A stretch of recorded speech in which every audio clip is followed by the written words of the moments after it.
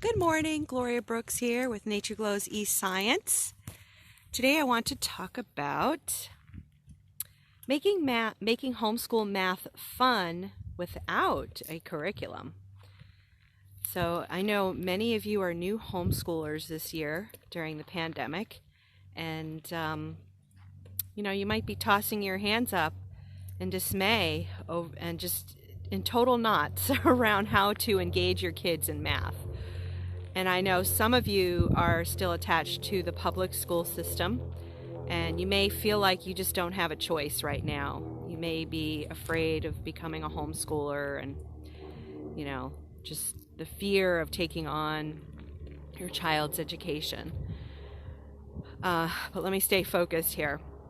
So if you are one of the homeschoolers that are making their way out of the public school system and getting away from their curriculum, or if you are still in the system and want to try this out like on the weekends or during vacation, here we go. First of all, you want to start with deschooling, taking a break from schoolish ways. Notice, and I have two videos about deschooling, and I'll put at the end of this video, you'll see a link. You can click on the little video icon to go to that. But here's why. Most of us have spent 16 plus years in school in the traditional education setting where subjects are divided. But in real life, subjects are not divided. Math is literally everywhere. Standing up in your clothes right now, there is math involved with the very clothing that surrounds your body. Your body is made up of math patterns, from fractals to spirals. And it's just a matter of letting go of the old paradigm and embracing, really, what's older, curriculum or learning in the real world. Learning in the real world is really the oldest way of learning, seeing these connections. So, walking away from schoolish ways for a while, it could be a period of a few weeks to a few months. Some people go as far as taking the entire year to deschool or unschooling, which I think is the holy grail right there, because that's how humans have learned for millennia, was kids just learning from the adults, copying what the adults do.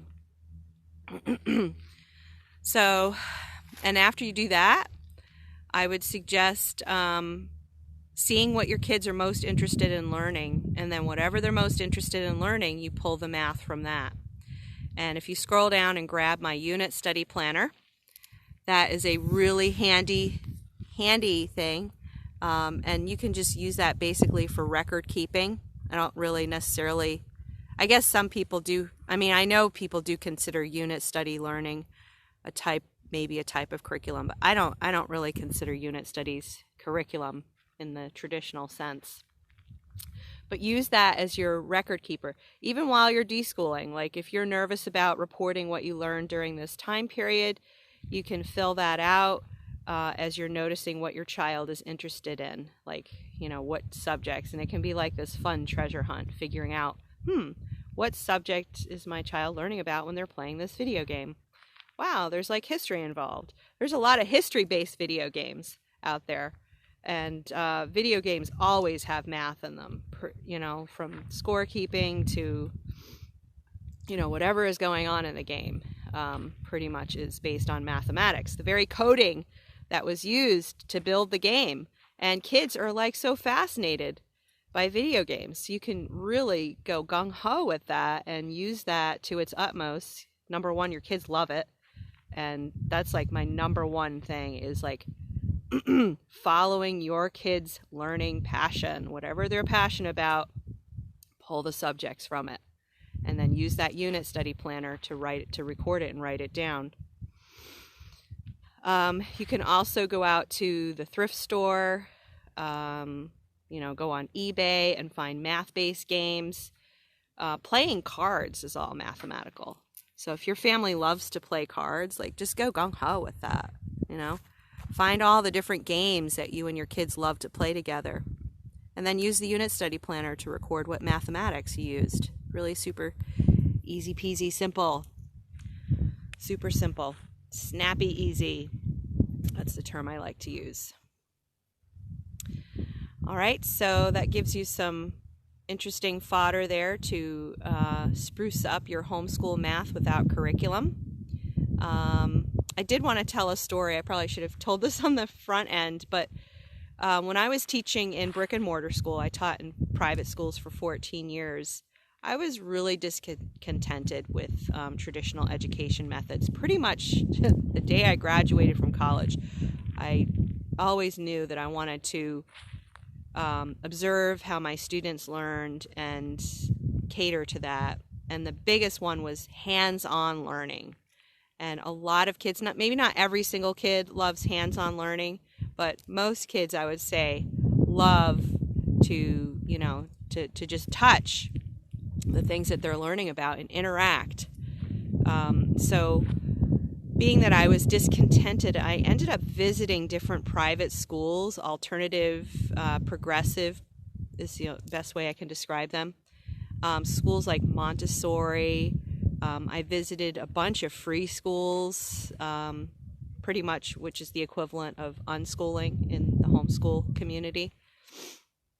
And I picked up creating learning centers, like little learning stations around my classroom. And when I was teaching 4th and 5th graders in 2006 and 7, I had this large classroom. So I would create these little learning stations because so many of my kids were just checked out. Like when I would use curriculum, they were just so bored. And I was bored along with them. I didn't want to be teaching from boring textbooks. I just couldn't do it. I know, and I do love curriculum too, don't get me wrong. I have like this love-hate relationship. But when I started creating little learning centers, they were science-based. That's when we really started covering mathematics in those for my students.